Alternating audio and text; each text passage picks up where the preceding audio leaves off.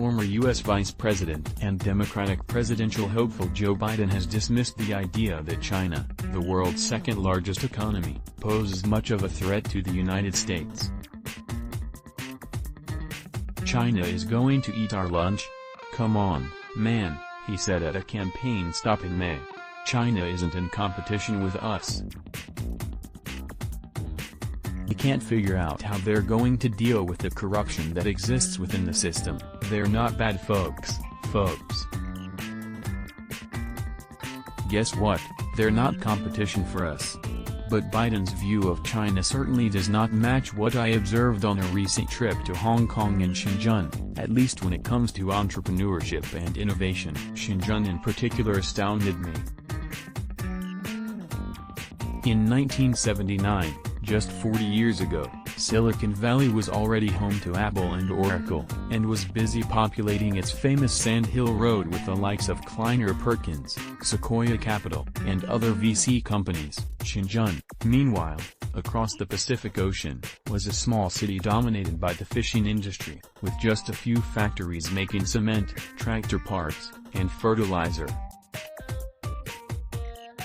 Today, Shenzhen is China's 8th largest city, with 12 million inhabitants. It has the country's 3rd largest GDP, behind only Shanghai and Beijing, and is in the top 20 cities worldwide for venture investment. Technology and innovation have fueled this expansion. Home to Huawei, the world's largest telecom equipment maker, Shenzhen is known for electronics manufacturing, but it's home to more than that. Shenzhen-based Tencent, one of the 10 largest tech companies in the world, is at the cutting edge of artificial intelligence software. While visiting Shenzhen, I saw astounding evidence of innovation in facial recognition software, big data analytics, and electric automobile production, rivaling U.S. innovation. While the U.S. remains an international innovation leader in terms of patent filings and venture capital, China has emerged as a key competitor, all figures below $. Shenzhen is just one example of the expansion that has been happening in China over the past several decades.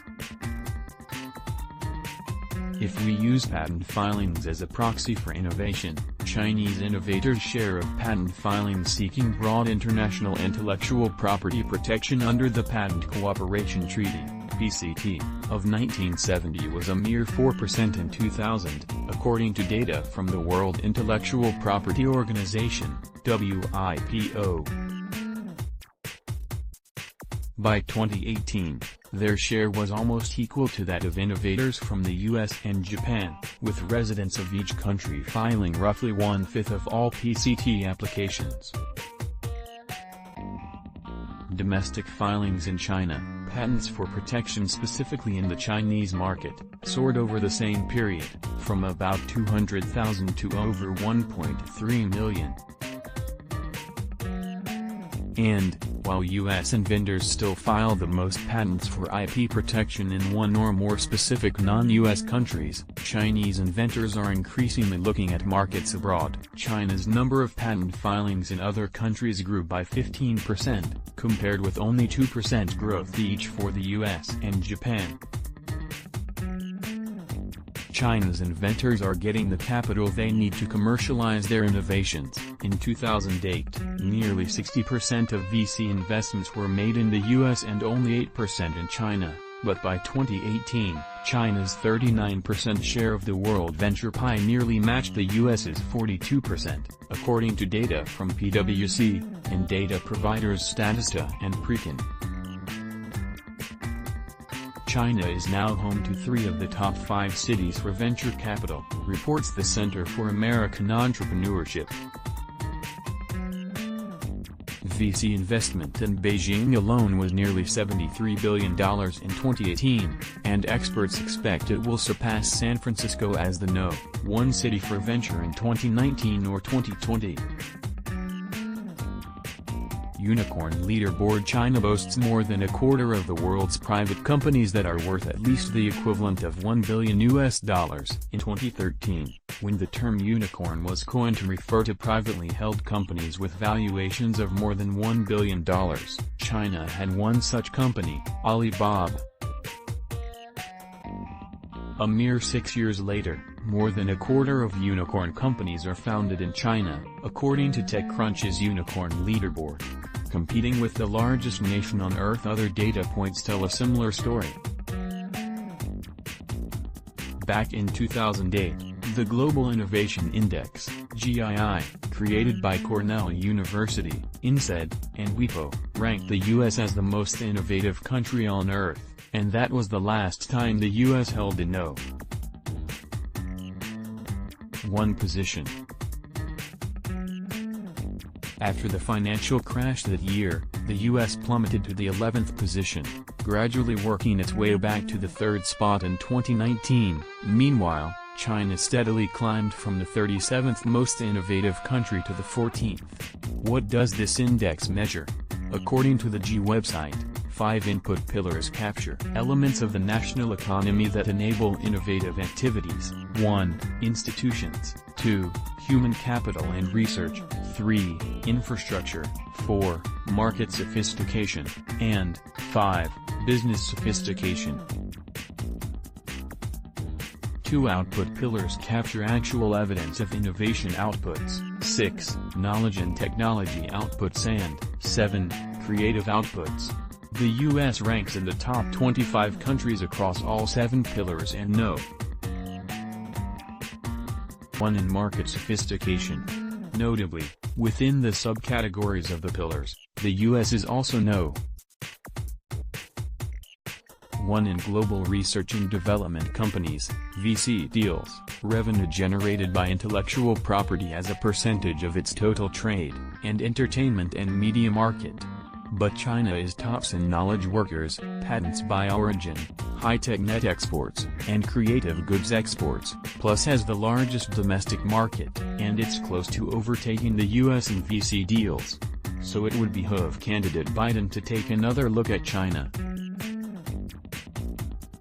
The U.S. has long considered innovation to be its primary market advantage, but China is a key competitor. International talent creates U.S.-based jobs beyond continuing to lead the world in R&D spending. The U.S. should capitalize on one area in which China cannot compete: its appeal to the world's top talent. Immigration is the U.S.'s secret weapon in the innovation battle.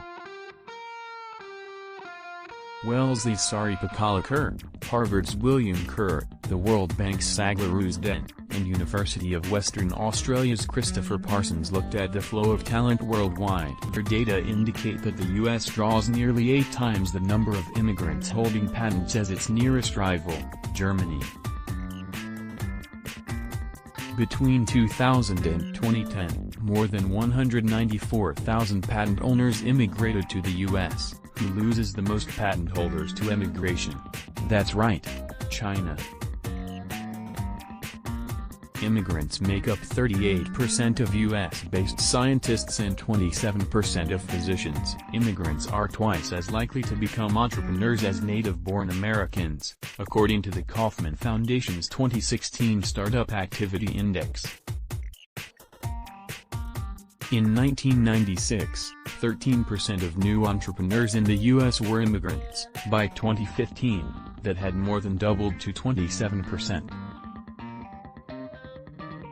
This is no secret in Silicon Valley, where in 2016, over half of U.S.-based unicorn companies had 1 or more immigrant founders, and more than 70% relied on immigrants as key members of their management and/or product development teams, according to Cato Institute's Stuart Anderson. These unicorns excel at job creation and are responsible for tens of thousands of sustainable, well-paying new jobs. How sustainable are these jobs? Nearly half of Fortune 500 companies were founded by either first- or second-generation immigrants, among them Jeff Bezos, the son of Cuban immigrants, who employs over 500 million people at Amazon, Sergey Brin, from Russia, who co-founded Google, which now has more than 80,000 employees, and Kumar Mahadeva, from Sri Lanka, founder of Cognizant Technology Solutions, which has 250,000 employees, according to Kleiner Perkins's Internet Trends Report 2018, Innovation Rankings, U.S. vs. China. Select highlights from the G2019 U.S.-China Institutions. 1160 Political Environment, 1647 Regulatory Environment, 9100 Business Environment, 248 Human Capital and Research, 1225 Education, 4513 Research and Development, 317 Gross Expenditure on R&D as a percentage of GDP, 915 Infrastructure, 2326 Information and Communication Technologies, 846 General Infrastructure, 192 Ecological Sustainability, 6467 Market Sophistication, 121 Credit, 143 Investment, 764 Trade, Competition, and Market Scale, 12 Business Sophistication, 714 Knowledge Workers, 41 University/Industry Research Collaboration, 127 Knowledge Absorption, 713 Knowledge and Technology Outputs, 45 Patents by Origin, 61 High-Tech Exports as a percentage of total trade, 27.1 Intellectual Property Receipts as a percentage of total trade, 156 Creative Outputs, 15.12 Intangible Assets, 32.1 Entertainment and Media Market, 142 Creative Goods Export as a percentage of total trade, 17.1 Cornell University, INSEAD, and WIPO, 2019. Many of these entrepreneurs enter the country on student visas. More than 5% of U.S. college enrollment is made up of international students, who numbered over 1 million in the 2016-17 academic year. International students disproportionately choose STEM fields, accounting for 35% of medical residents and 70% of electrical engineering, 63% of computer science, and 55% of economics students. Often, they want to stay in the U.S. to work for a corporate employer or to start their own businesses. Dheeraj Rajaram is a prime example. Born in Chennai, India, Rajaram came to the U.S. and gained a master's degree in electrical engineering at Wayne State University, followed by an MBA at Chicago Booth. He landed a job at PwC, which sponsored him for an H-1B work visa. Even with 2 advanced degrees and a sponsoring employer, Rajaram had just 40% odds of getting one of the 85,000 H-1B visas in a lottery, as the H-1B program is oversubscribed. After working for 2 large companies, Rajaram quit to build his startup, Mu Sigma, the world's largest pure-play data analytics firm. With dual headquarters in Northbrook, Illinois, and Bengaluru, India, the company is estimated to employ over 3,500 people. There are many more potential Dheeraj Rajarams out there who are not able to contribute those well-paying jobs to the U.S. economy. However, over my years at Chicago Booth, I have worked with many great international entrepreneurs who struggle to launch their innovative companies in the U.S. Recently, 2 founders from Israel, with brilliant technology for the online video gaming market, had to take jobs that would give them a chance at qualifying for an H-1B visa, thus putting their company on hold and taking jobs rather than creating them. In another case, a Lebanese e-commerce entrepreneur relied on the Common Optional Practical Training (OPT) extension to his student visa to gain another year in the U.S. to work on his company, only to have the extension denied under new criteria imposed by the Trump administration. He is now in London, trying to get back to the U.S. These are innovative job creators the U.S. should be courting, not rejecting. Encourage, don't discourage, immigrant entrepreneurs. The U.S. immigration system is incredibly complex, with 185 different types of visas, each saddled with reams of arcane policies and regulations that are holding back entrepreneurs. Take the OPT extension. According to Nitin Pacheja, one of the founding partners of Unshackled Ventures, a VC firm dedicated to helping immigrant entrepreneurs legally stay in the U.S., most of the job creators who enter the U.S. use either a student or an employment class of visa. Unshackled has been able to help founders from 19 countries, using 11 kinds of visas and green cards, launch more than 30 companies that have collectively created hundreds of jobs in the past 5 years. But Pacheco has seen increased scrutiny of the OPT extension, and is concerned that some immigration policies are tilted in favor of larger companies. For instance, H-1B visas, which allow companies to temporarily hire professional workers, are being gobbled up by the large tech giants and consulting companies, which can file thousands of applications, clog the lottery system, and make it harder for entrepreneurs to get an H-1B. This increases the odds that a critical co-founder might not be able to stay with her company. In April 2018, President Trump signed the Buy American and Hire American executive order, which added more hurdles for companies wanting to sponsor foreign workers, and reserved H-1B visas for only the most skilled foreigners. Denials of these visas have reportedly increased, while applicants and employers are subjected to more requests for information, according to a policy brief from the National Foundation for American Policy. Many small companies can't afford the expense of sponsoring exceptional talent, even though companies with fewer than 30 employees create 4 times as many jobs when they sponsor a worker on an H-1B visa than large companies do. Employment-based (EB) visas, created by the Immigration Act of 1990, could theoretically help, but often don't. Unlike the non-immigration H-1B visas, which are for temporary workers, EB visas were initially created to encourage people with special skills to stay in the U.S., and can lead to green cards (EB-1), or Preference Category 1. Visas are granted to persons of extraordinary ability, who are typically scientists, artists, researchers, athletes, or senior executives of multinational companies. 3 additional classes of preference include people holding advanced degrees, religious workers, translators, and employees of U.S. Foreign Service posts. The EB-5, or investor, category authorized 10,000 visas for immigrants able to invest $1 million in a new business that would create 10 or more jobs, or $500,000 if deployed in an economic development zone. Entrepreneurs in high-tech and life sciences can rarely meet the pricey pre-immigration investment hurdle, and given the high-risk nature of these ventures, often can't guarantee 10 jobs. Additionally, entrepreneurs often can't handle the complex reporting requirements.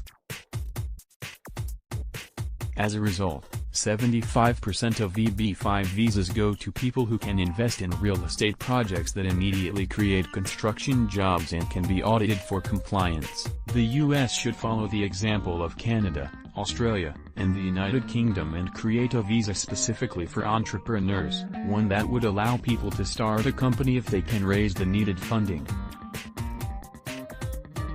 In Australia and the UK, such visas require an entrepreneur to create 2 jobs within 2 years. Canada, for its part, has no job requirements. Part of the bipartisan-sponsored Senate bill of the 116th Congress, S.328, known as the Startup Act, would offer 75,000 immigrants the chance to launch companies that employ 2 or more people full-time. This one step would help the U.S. foster job creation, as it could create at least 150,000 jobs.